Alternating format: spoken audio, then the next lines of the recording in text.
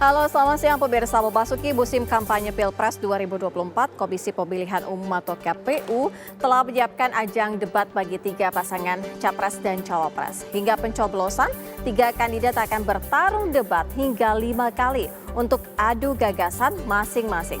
Informasi ini beserta kabar terkait pemilu lainnya kami hadirkan selama 60 menit ke depan bersama saya, Sira Safira. Inilah kabar pemilu. Kami kabarkan, Anda putuskan.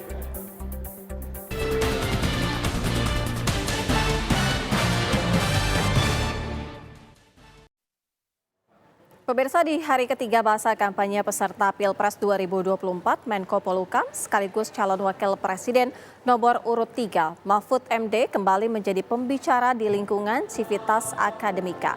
Kali ini Mahfud MD memberikan orasi ilmiahnya di hadapan ratusan wisudawan Universitas Bung Karno. Calon Wakil Presiden nomor urut 3, Mahfud MD menghadiri Disnatalis Universitas Bung Karno di Grand Ballroom G-Expo Kemayoran Jakarta Pusat. Mahfud hadir dengan kapasitasnya sebagai Menteri Koordinator Politik Hukum dan Keamanan. Dalam acara tersebut, Mahfud MD juga memberikan orasi ilmiahnya bertajuk Etika Profesi sebagai Landasan Moral dan Penegakan Hukum yang berkeadilan serta berkeadaban kepada ratusan wisudawan. Dalam paparannya, Mahfud MD merasa ke depan perlu adanya penegakan etika dan norma melalui pendidikan moral Pancasila untuk membangun karakter bangsa.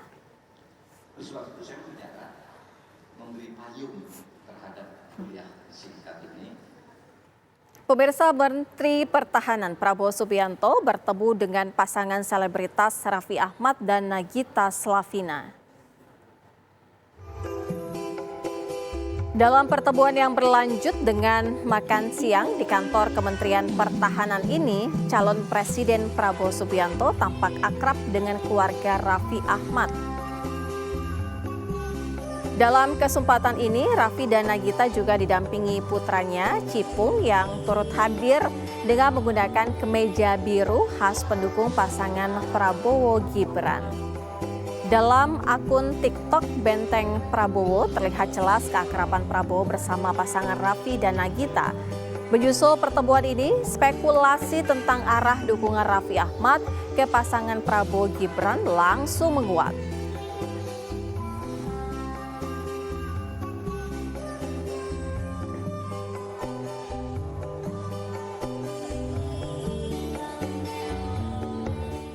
Pemirsa, data pribadi lebih dari 204 juta pemilih diduga berhasil dibobol seorang peretas dari sistem data di Komisi Pemilihan Umum atau KPU.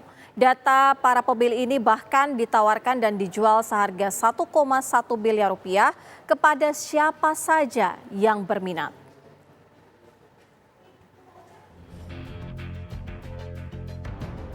Dugaan pembobolan data pemilih kembali terjadi di Komisi Pemilihan Umum KPU RI. Kali ini, akun anonim Jimbo mengklaim sudah mencuri dan mendapat akses ke situs KPU. Dalam postingannya di situs jual beli Bridge Forums, peretas menyebut terdapat 204 juta lebih data pribadi unik milik penduduk Indonesia yang berisi sejumlah informasi, mulai dari nama, TPS, jenis kelamin, alamat, hingga NIK. Menanggapi dugaan pembobolan ini, Ketua KPU Hasyim Asyari mengaku pihaknya sedang melakukan penyelidikan dengan melibatkan sejumlah pihak. Iya, mulai kemarin sore begitu beredar, segera tim bergerak bekerja untuk menelusuri itu. Nanti kalau ada perkembangan lebih lanjut tentu akan kami informasikan. Tim ini kan tim yang sejak awal bekerja sama, gugus tugas di dalamnya ada tim dari KPU, tim dari BSSN, tim dari Cyber Crime Mabes Polri, Kemenkominfo dan BIN. Jadi memang sudah ada tim ini sejak awal untuk bersama-sama mengamankan sistem informasi yang digunakan untuk kepemiluan. Sementara Menko Polhukam Mahfud MD mengaku sangat terkejut dengan dugaan pembobolan data KPU. Realitas itu sangat mengagetkan dan tentu itu memprihatinkan. Saya berharap agar KPU sendiri harus membuat sistem kontrol yang bisa menghalangi terjadinya peretasan. Kemudian kepada warga masyarakat, siapapun Anda, jangan lepas hal-hal yang begitu. Itu adalah kepentingan negara, itu untuk bangsa dan negara kita. Pakar digital forensik Ruby Alamsah menyatakan, data yang diduga dibobol cukup lengkap dan terverifikasi. Dengan kondisi ini, bisa diduga data DPT Pemilu 2024 dibobol. Kalau berkacanya kepada kasus yang sebelumnya tahun 2022 seperti yang dari Biorka tadi, menurut saya itu nggak bisa apple to apple. Ini dua hal yang berbeda, dua hal yang sangat berbeda. Ini kasus dugaan pembobolan data KPU DPT 2024 yang terbaru alias gitulah. Sesimpel itu aja, dan semua datanya yang random kita cek itu terverifikasi secara tepat di sistem KPU itu sendiri. Meski belum diketahui motif rinci pelaku pembobolan, pelaku peretas memasang harga sebesar 2 Bitcoin untuk data 204 juta yang ditawarkan. Nilai ini setara dengan 74.000 dolar Amerika Serikat atau sekitar 1,1 hingga 1,2 miliar rupiah. Tim TV One mengabarkan.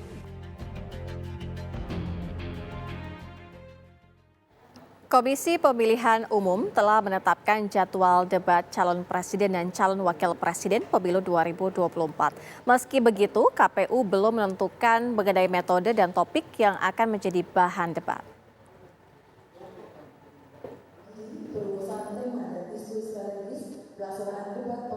Debat calon presiden dan wakil presiden menjadi salah satu agenda KPU yang banyak ditunggu dalam Pilpres 2024. Dalam agenda ini, 3 pasangan Capres-Cawapres beradu gagasan satu sama lain mengenai visi misi yang diusung dalam pencalonannya. Komisi Pemilihan Umum RI saat ini sedang merumuskan metode dan topik-topik yang akan menjadi bahan debat Capres-Cawapres. Menggelar pertemuan dengan sejumlah kementerian, lembaga, dan juga teman-teman NGO, media, dan ahli untuk membahas dua hal ya. Yang pertama soal metode debat kampanye untuk Capres dan Cawapres yang dianggap efektif itu bagaimana rumusannya. Kemudian yang kedua membahas tentang detail dari topik-topik yang jadi bahan perdebatan atau debat Capres. Rencananya debat dilakukan mulai 12 Desember 2023 sampai 4 Februari 2024 dan dilakukan dalam beberapa tahap. Debat rencananya akan dilakukan di Jakarta. Dari Jakarta, tim TV One mengabarkan. Lalu bagaimana persiapan Komisi Pemilihan Umum dalam debat Capres-Cawapres? Kita akan tanyakan langsung kepada reporter kami Nadila Saleh yang berada di KPU. Nadila, bagaimana dengan persiapan KPU dalam debat Capres dan Cawapres?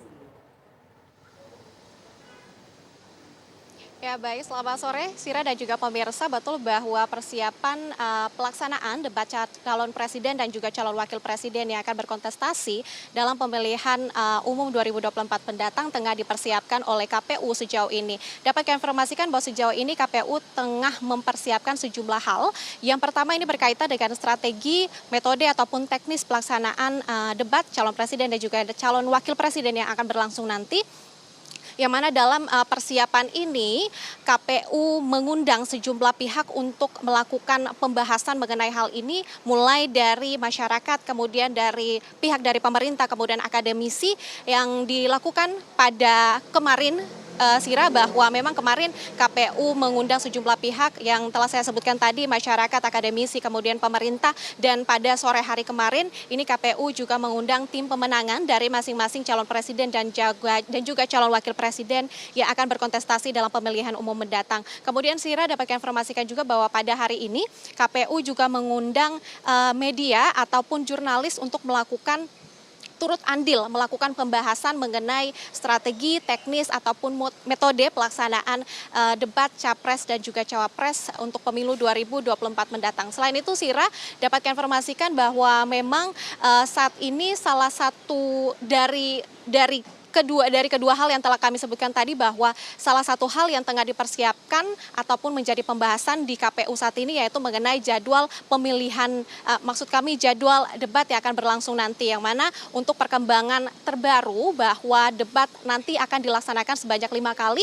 Debat pertama yaitu di tanggal 12 Desember 2023, kemudian debat kedua di tanggal 22 Desember 2023, debat ketiga ini dilaksanakan di bulan Januari yaitu pada tanggal 7 Januari 2024, kemudian debat keempat ini pada tanggal 21 Januari 2024, dan debat terakhir ini akan berlangsung pada tanggal 4 Februari 2024. Yang artinya di sini, Sira, bahwa debat ini akan dilaksanakan di tahun 2023 sebanyak 2 kali dan di tahun 2024 sebanyak 3 kali begitu. Selain itu, Sira, memang hingga kini kita belum mengetahui bagaimana metode ataupun pelaksanaan dari debat Capres-Cawapres nanti. Namun jika kita merujuk dari ketentuan ataupun keputusan KPU nomor 1621 tahun 2023 tentang pedoman teknis pelaksanaan kampanye pemilu dan juga Undang-Undang nomor 7 tahun 2017, kita bisa merujuk hal ini berkaitan dengan metode-metode tersebut, yang mana dalam undang-undang ataupun keputusan ini membahas bahwa debat Capres-Cawapres ini akan berlangsung selama 150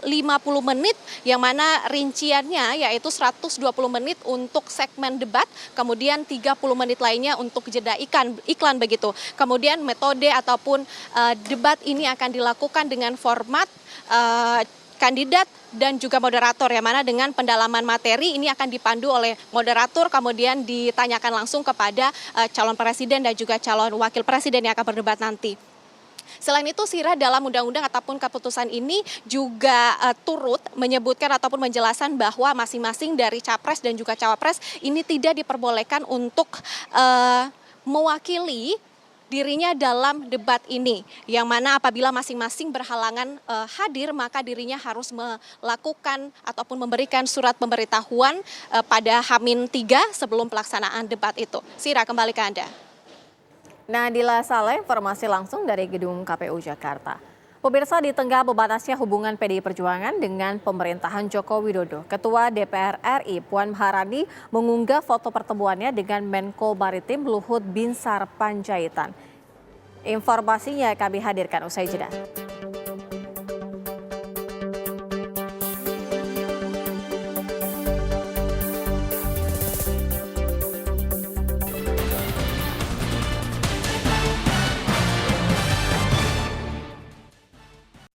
Pemirsa, di tengah memanasnya hubungan PDI Perjuangan dengan pemerintahan Joko Widodo, Ketua DPR RI Puan Maharani mengunggah foto pertemuannya dengan Menko Maritim Luhut Binsar Panjaitan.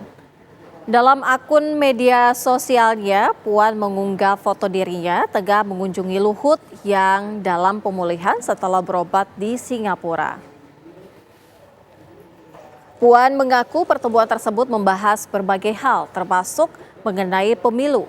Keduanya sepakat untuk menjadikan pemilu 2024 sebagai ajang pesta rakyat yang menyenangkan dan tidak perlu menimbulkan perpecahan, kendati memiliki pilihan yang berbeda. Pertemuan ini merupakan kali kedua antara Luhut dan Puan dalam suasana memanasnya tensi politik jelang pemilu.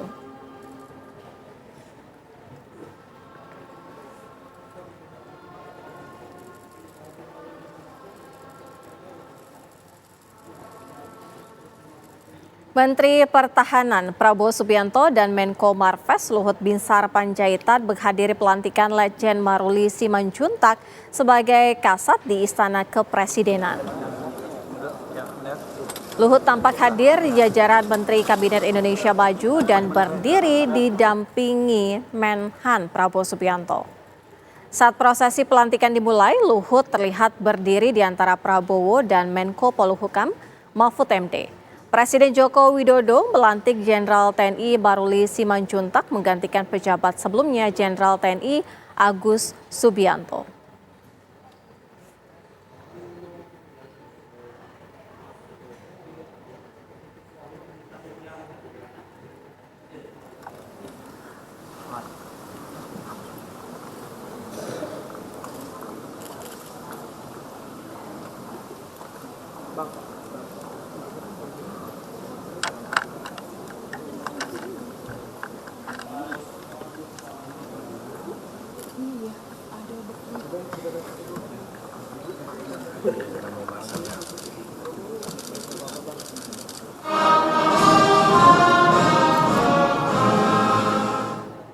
Presiden Joko Widodo akhirnya angkat bicara mengenai kritik dari Capres nomor urut 1 Anies Baswedan mengenai pembangunan ibu kota Nusantara di Kalimantan Timur. Menurut Jokowi, hal itu merupakan bagian dari kebebasan berpendapat.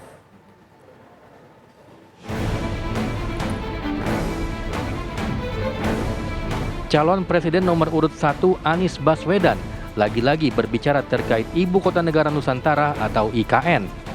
Kali ini Anies mengkritik IKN saat sedang berkampanye di Bandung, Jawa Barat.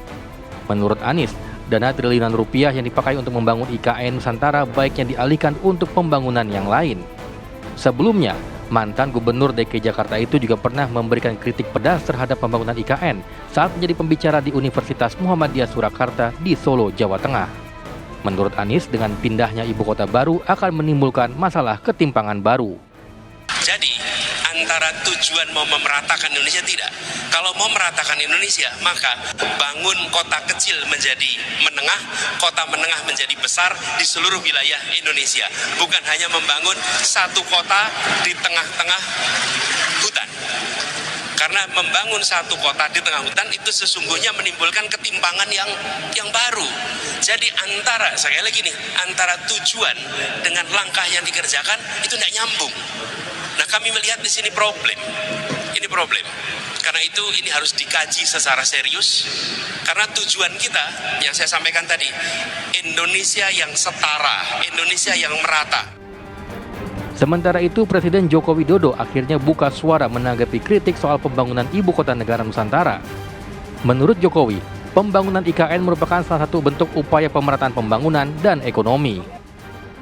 Justru kebalikannya, kita ini tidak ingin Jawa sentris, tapi ingin Indonesia sentris. Karena kita ingat 58% PDB ekonomi itu ada di Jawa. 58% dari 17.000 pulau yang kita miliki. 58% itu ada di Pulau Jawa. Sehingga kita ingin Indonesia sentris. Ada di pulau lain juga ada pertumbuhan ekonomi. Di pulau yang lain selain Jawa juga ada titik-titik pertumbuhan ekonomi baru yang kita harapkan itu. Lebih lanjut, Jokowi mengatakan kritik mengenai IKN merupakan salah satu bentuk kebebasan berpendapat. Ia pun mengajak para kontestan Pilpres untuk beradu gagasan dengan senyum dan gembira. Dari Bandung, Jawa Barat dan Jakarta, tim TV One mengabarkan. Cawapres nomor urut 2 Gibran Raka Buming Raka bertemu dengan pengasuh Pondok Pesantren Ora Aji Sleman, Yogyakarta, Gus Miftah. Gus Miftah datang menemui Gibran Raka Buming Raka di kantor Balai Kota Solo dan melangsungkan pertemuan secara tertutup.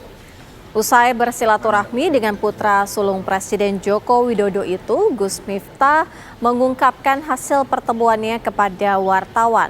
Menurutnya, ia berdiskusi rencana pelaksanaan sejumlah program yang pernah diutarakan pasangan Prabowo Gibran.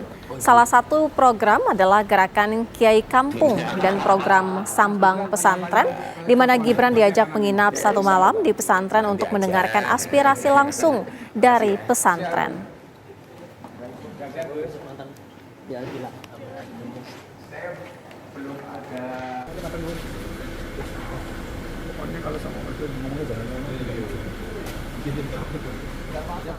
Mahkamah Konstitusi menolak gugatan ulang mengenai batas usia Capres-Cawapres. Dalam gugatan tersebut, pemohon menghendaki agar syarat batas usia Capres-Cawapres minimal 40 tahun dan hanya untuk yang berpengalaman sebagai gubernur atau wakil gubernur.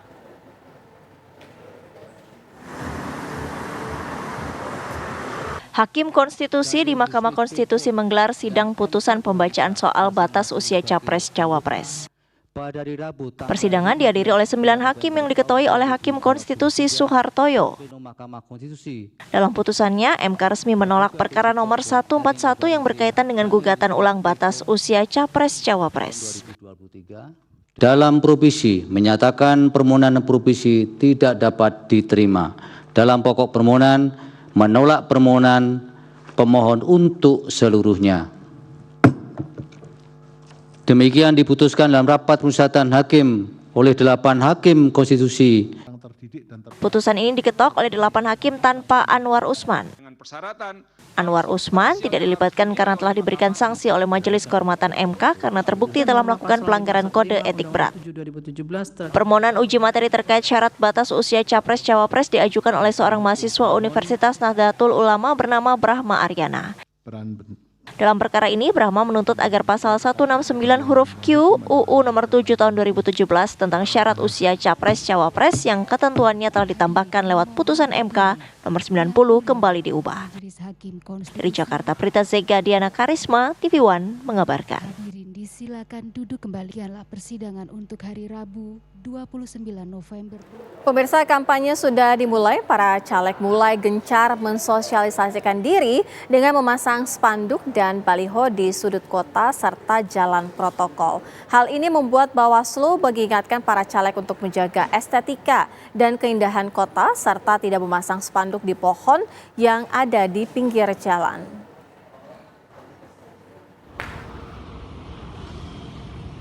Perang spanduk dan baliho dimulai setelah Komisi Pemilihan Umum menetapkan jadwal kampanye.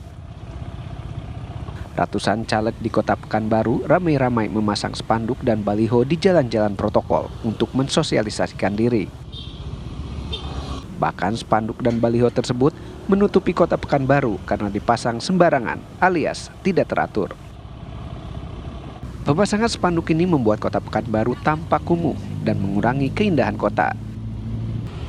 Tak sedikit spanduk yang dipaku di pohon yang ada di pinggir jalan. Kondisi ini membuat Bawaslu Provinsi Riau memberikan peringatan keras kepada caleg untuk menjaga estetika dan keindahan kota. Kalau mau memasang alat peraga kampanye, kita meminta kepada para calon untuk tidak memasangnya di pepohonan. Karena apa? Karena itu bisa mengganggu estetika, juga mengganggu lingkungan. Karena prinsip kita dalam pemilu ini adalah pemilu yang ramah dengan lingkungan. Jika peringatan tidak digubris, Bawaslu Provinsi Riau akan menertibkan spanduk dan baliho yang melanggar aturan yang sudah ditetapkan. Dari Pekanbaru Riau, Muhammad Arifin, Fajar Ramadan, TV One mengabarkan. Capres Ganjar Pranowo dan Capres Anies Baswedan menghadiri pertemuan dengan para pemuka agama yang tergabung dalam PGPI di Kelapa Gading, Jakarta Utara. Informasinya kami hadirkan usai jeda.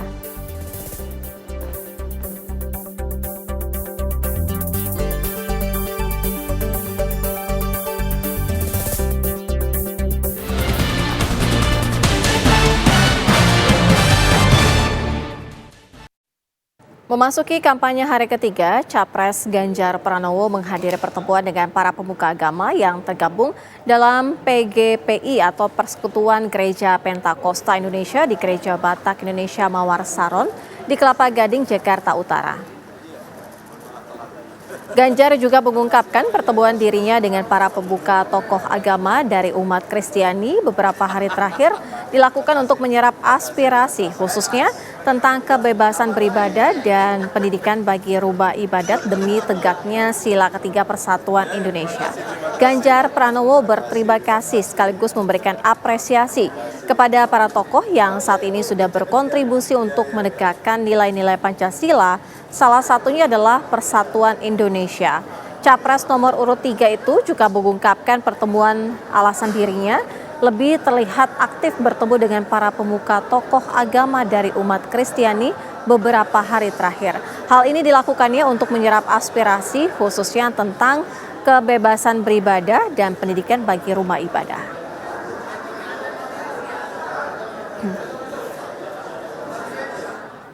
Di hari ketiga kampanye, calon presiden nomor urut 1 Anies Baswedan dijadwalkan menghadiri seminar wawasan kebangsaan yang digelar di GBI Mawar Saron, Kelapa Gading, Jakarta Utara. Acara yang dihadiri Anies Baswedan hari ini bertajuk Seminar Wawasan Kebangsaan MUBES 9 Persekutuan Gereja-Gereja Pentakosta 2023. Seminar kebangsaan tersebut dijadwalkan berlangsung pukul 13 sampai pukul 14 waktu Indonesia Barat. Diketahui masa kampanye Capres-Cawapres untuk pemilu 2024 sudah dimulai tanggal 28 November 2023 lalu.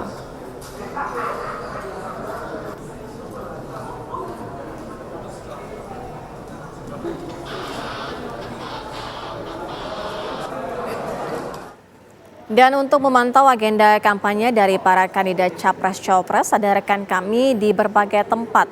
Saat ini kita terlebih dahulu menuju ke Jasmine Rahmadi yang ada di Jakarta Utara. Jasmine.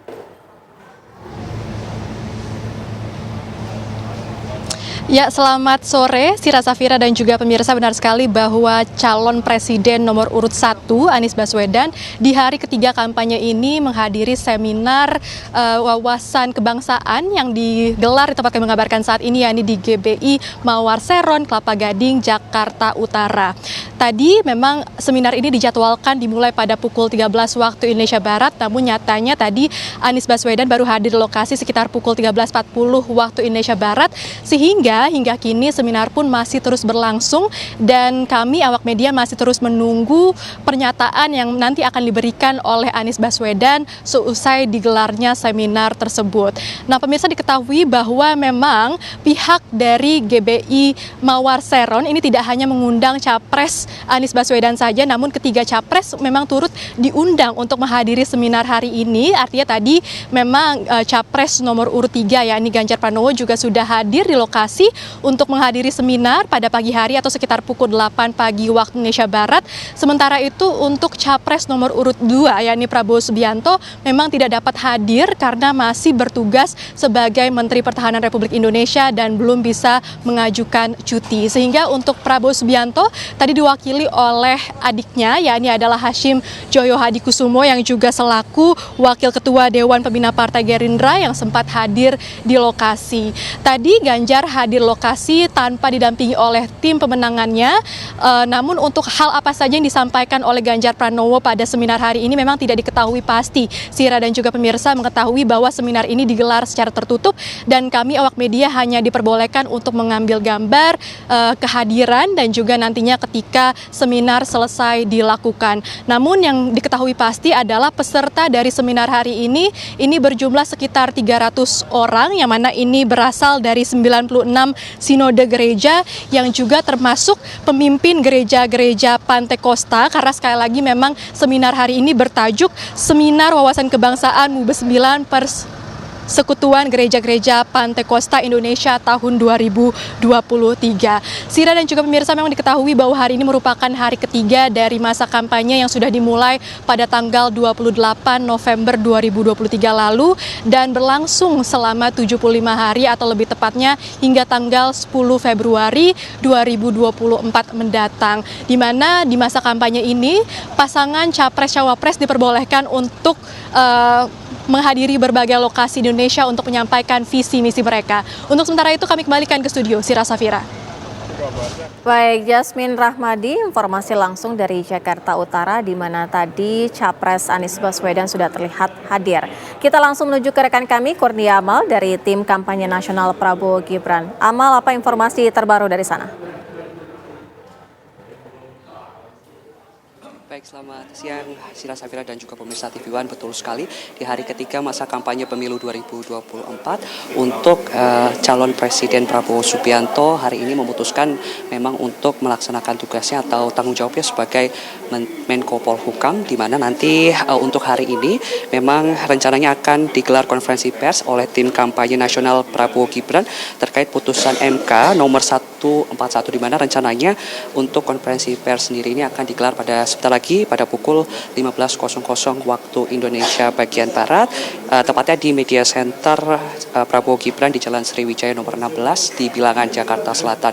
Dapat kami informasikan memang sebelumnya Ketua Harian DPP Partai Gerindra Sufmi Dasko ini juga telah menyatakan bahwasannya putusan Mahkamah Konstitusi terkait batas minimal calon usia Cawapres maupun juga Capres dan juga Cawapres nomor perkara 141 ini sebagai menegaskan sebagai legitimasi konstitusional pencalonan Gibran Rakabuming Raka sebagai calon wakil presiden mendampingi Prabowo Subianto dalam kontestasi pemilu 2024. Seperti yang kita ketahui bahwasannya Mahkamah Konstitusi kemarin pada tanggal 29 November 2023 yang lalu telah memutuskan menolak uji materi terkait syarat usia Capres dan juga Cawapres yang berusia minimal 40 tahun dan pernah menjabat sebagai kepala daerah.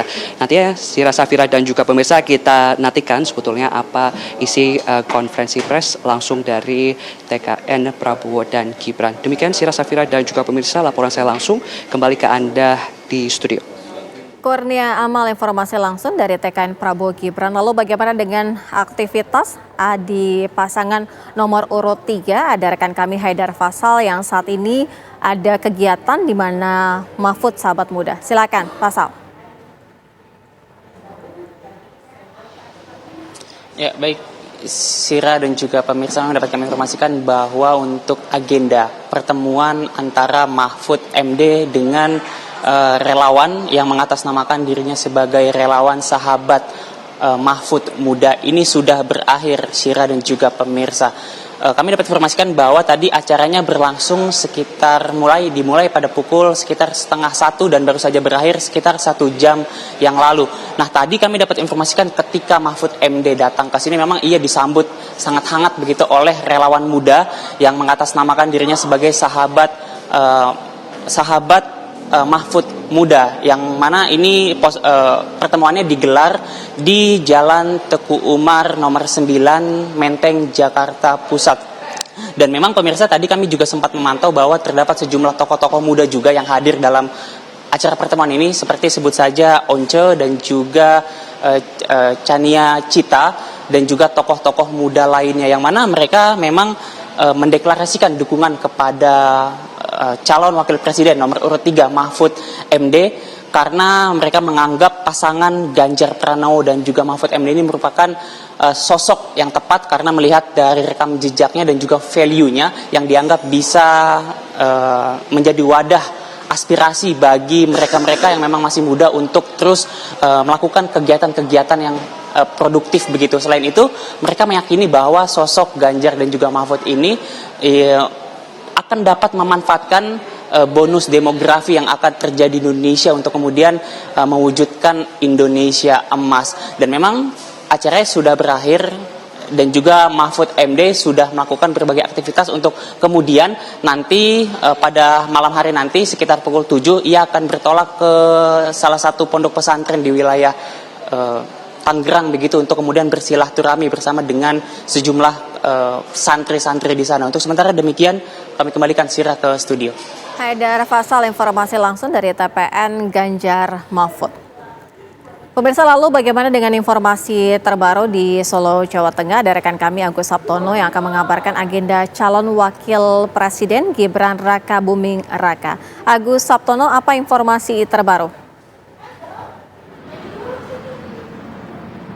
Ya, dari Kota Solo kami informasikan bahwa hari ini di hari ketiga masa kampanye pemilu 2024 calon wakil presiden dari nomor urut 2 yaitu Gibran Rakabuming Raka itu masih melakukan aktivitas seperti biasa berkantor di Balai Kota Surakarta.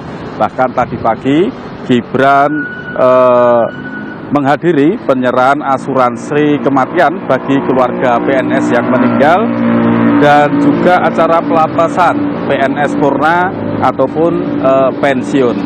Sementara informasi yang kami peroleh bahwa memang di hari ketiga ini Gibran belum melakukan kampanye untuk keluar kota. Namun informasi yang kami peroleh bahwa Gibran besok rencananya akan menyaksikan final Piala Dunia di Stadion Manahan Solo di hari Jumat dan di hari Sabtu nanti. Sementara informasi tambahan bahwa kemarin juga Gibran ditemui Gus Miftah yang bersilaturahmi menghadap Gibran untuk mengajak Gibran supaya mondok walaupun cuma sehari saja. Pondok-pondok yang ditawarkan oleh Gus Miftah di antaranya di wilayah Jawa Tengah dan di Jawa Timur. Nanti menurut Gus Miftah mana yang dipilih oleh calon wakil presiden ini yang akan ditunjuk sebagai untuk memondok di pondok pesantren tersebut. Selain itu Gus Miftah juga mengaturkan memberi masukan kepada Gibran agar masa kampanye ini juga dilakukan mengunjungi pondok-pondok pesantren yang berada di Jawa Tengah maupun di Jawa Timur. Begitu. Kita kembali ke studio. Baik, Agus Sabtono, informasi langsung dari Solo, Jawa Tengah mengenai kegiatan Wali Kota Solo Gibran Rakabuming Raka yang juga maju sebagai calon wakil presiden. Pemirsa, kabar pemilu segera kembali usai jeda.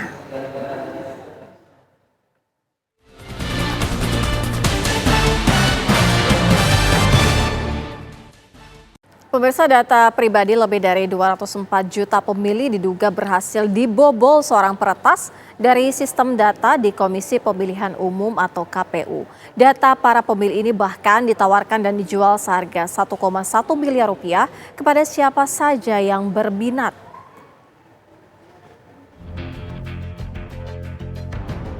Dugaan pembobolan data pemilih kembali terjadi di Komisi Pemilihan Umum KPU RI. Kali ini, akun anonim Jimbo mengklaim sudah mencuri dan mendapat akses ke situs KPU.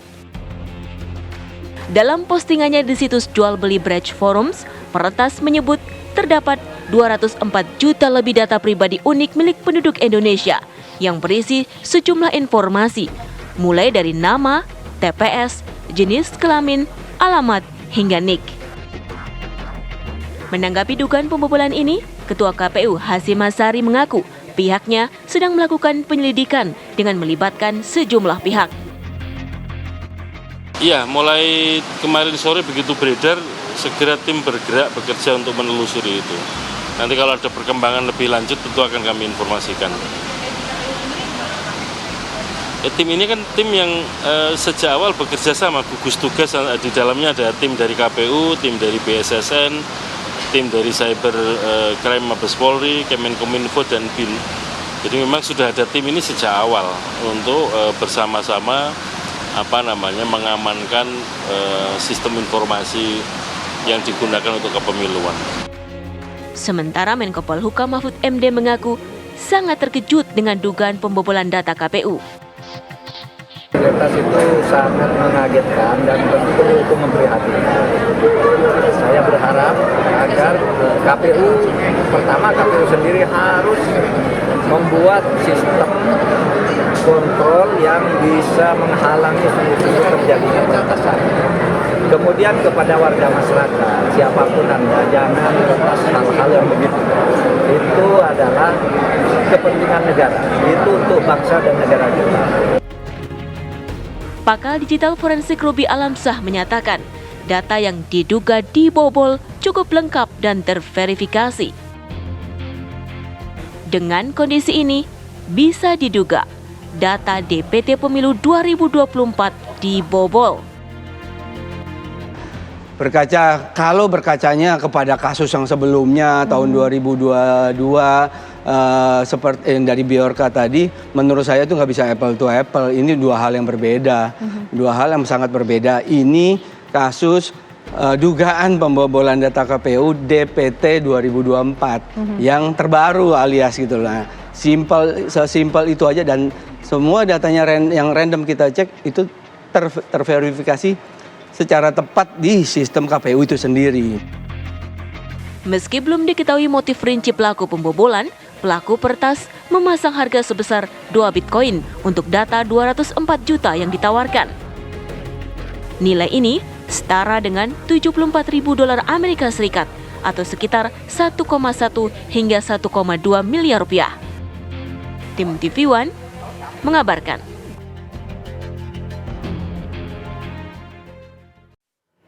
Jelang pemilu 2024, Rumah Sakit Umum Daerah Suwondo, Pati, Jawa Tengah menyiapkan ruang perawatan bagi calon legislatif yang gagal terpilih dan mengalami stres. Pihak RSUD Suwondo Pati menyiapkan 33 kamar terdiri dari 16 kamar di ruang Sakura yang merupakan ruang perawatan penyakit jiwa dan 17 kamar lainnya merupakan ruangan bekas pasien isolasi COVID-19. Ruangan perawatan tersebut akan dijaga oleh tim medis yang terdiri dari dokter spesialis jiwa, perawat dan juga terapis. Tim medis tersebut akan memberikan perawatan hingga pengobatan bagi caleg yang mengalami gangguan jiwa. Ruang perawatan juga akan dilengkapi dengan fasilitas yang memadai seperti tempat tidur dan obat-obatan. Fasilitas tersebut akan mendukung proses perawatan serta pengobatan bagi caleg yang mengalami gangguan jiwa. Tahun lalu, Pak.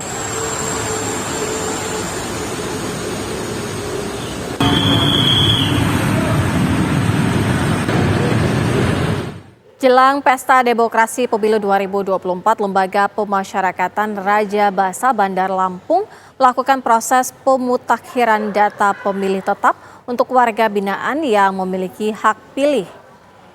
Para narapidana yang sedang menjalani masa penahanan di Lapas Raja Basa Bandar Lampung dipastikan tidak akan kehilangan hak politiknya pada pemilu 2024 mendatang. Jumlah narapidana di lapas selalu berubah-ubah dan pihak lapas meminta KPU maupun Bawaslu untuk mengakomodir daftar pemilih tetap dari kalangan lapas. Sejauh ini di Lapas Raja Basa terdapat 672 orang yang masuk sebagai daftar pemilih tetap.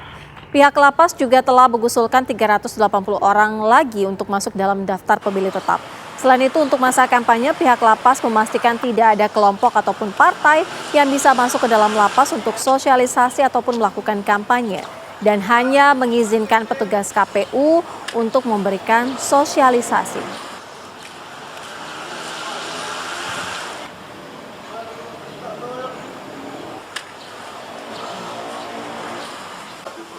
Dalam rangka apa? Selama saya tembuskan ke Pemirsa, massa buruh bersepeda motor di Kabupaten Bekasi, Jawa Barat melakukan aksi sweeping ke pabrik-pabrik. Mereka memaksa rekan buruh mogok kerja, mendesak kenaikan upah 15% pada penetapan UMK 2024. Sweeping berlangsung di industri MM 2100 Kecamatan Cikarang Barat.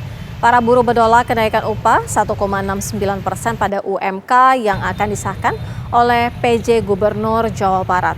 Buruh meminta pemerintah menaikkan UMK tahun 2024, yaitu sesuai dengan rekomendasi yang diusulkan oleh pemerintah Kabupaten Bekasi sebesar 13%.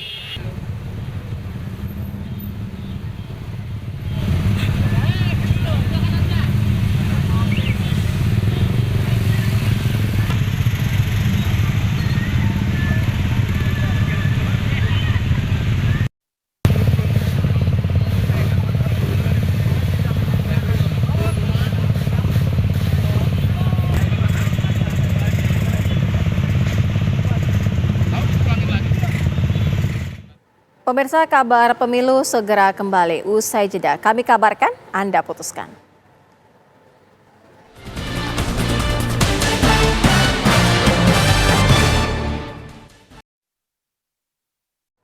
Pemerintah Kota Cirebon, Jawa Barat menerjunkan 3.000 lebih anggota Linmas atau Perlindungan Masyarakat pada pemilu 2024. Sebanyak 3.082 anggota Linmas siap mengamankan jalannya pemilu 2024 di Kota Cirebon. Mereka dikumpulkan salah satunya di Aula Kodim 0614 Kota Cirebon. Para linmas ini diberikan pelatihan mulai dari teori pencegahan ancaman gangguan keamanan hingga praktek pengamanan di TPS.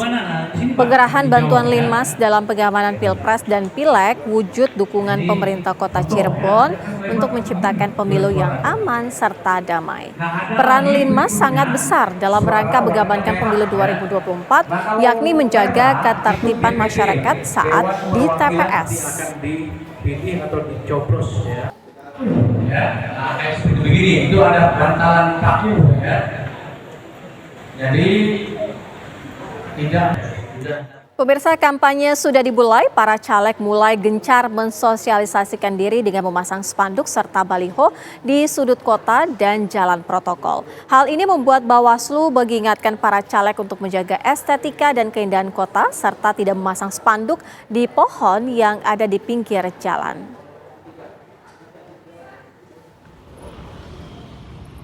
Perang spanduk dan baliho dimulai setelah Komisi Pemilihan Umum menetapkan jadwal kampanye. Ratusan caleg di Kota Pekanbaru ramai-ramai memasang spanduk dan baliho di jalan-jalan protokol untuk mensosialisasikan diri. Bahkan spanduk dan baliho tersebut menutupi Kota Pekanbaru karena dipasang sembarangan alias tidak teratur. Pemasangan spanduk ini membuat Kota Pekanbaru tampak kumuh dan mengurangi keindahan kota. Tak sedikit spanduk yang dipaku di pohon yang ada di pinggir jalan. Kondisi ini membuat Bawaslu Provinsi Riau memberikan peringatan keras kepada caleg untuk menjaga estetika dan keindahan kota. Kalau mau memasang alat peraga kampanye, kita meminta kepada para calon untuk tidak memasangnya di pepohonan. Karena apa? Karena itu bisa mengganggu estetika, juga mengganggu lingkungan. Karena prinsip kita dalam pemilu ini adalah pemilu yang ramah dengan lingkungan. Jika peringatan tidak digubris, Bawaslu Provinsi Riau akan menertibkan spanduk dan baliho yang melanggar aturan yang sudah ditetapkan. Dari Pekanbaru Riau, Muhammad Arifin, Fajar Ramadan, TV One mengabarkan.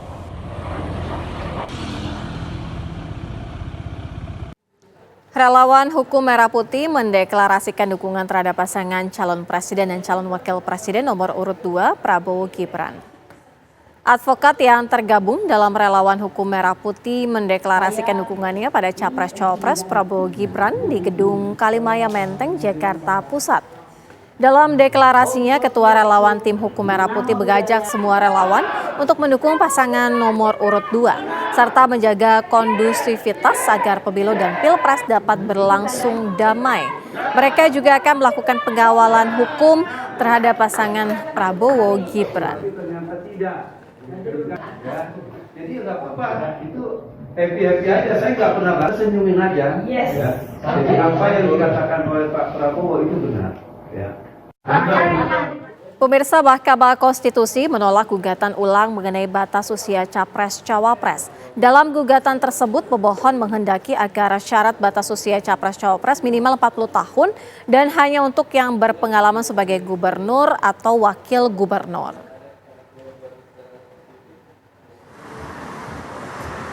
Hakim Konstitusi di Mahkamah Konstitusi menggelar sidang putusan pembacaan soal batas usia Capres-Cawapres. Persidangan dihadiri oleh 9 hakim yang diketuai oleh Hakim Konstitusi Suhartoyo. Dalam putusannya, MK resmi menolak perkara nomor 141 yang berkaitan dengan gugatan ulang batas usia Capres-Cawapres. Dalam provisi menyatakan permohonan provisi tidak dapat diterima. Dalam pokok permohonan menolak permohonan pemohon untuk seluruhnya. Demikian diputuskan dalam rapat permusyawaratan hakim oleh 8 hakim konstitusi. Putusan ini diketok oleh 8 hakim tanpa Anwar Usman. Anwar Usman tidak dilibatkan karena telah diberikan sanksi oleh Majelis Kehormatan MK karena terbukti telah melakukan pelanggaran kode etik berat. Permohonan uji materi terkait syarat batas usia Capres-Cawapres diajukan oleh seorang mahasiswa Universitas Nahdlatul Ulama bernama Brahma Aryana. Dalam perkara ini, Brahma menuntut agar pasal 169 huruf Q UU nomor 7 tahun 2017 tentang syarat usia Capres-Cawapres yang ketentuannya telah ditambahkan lewat putusan MK nomor 90 kembali diubah. Dari Jakarta, Prita Zega Diana Karisma, TV One mengabarkan. Silakan duduk kembali. Demikianlah persidangan untuk hari Rabu. Sudah 1 jam kabar pemilu menemani Anda. Kami kabarkan Anda putuskan. Mewakili Kuria bertugas, saya Sira Safira pamit undur diri. Sesaat lagi Putri Winda Sari akan hadir dalam program Ragam Perkara. Terima kasih, sampai jumpa.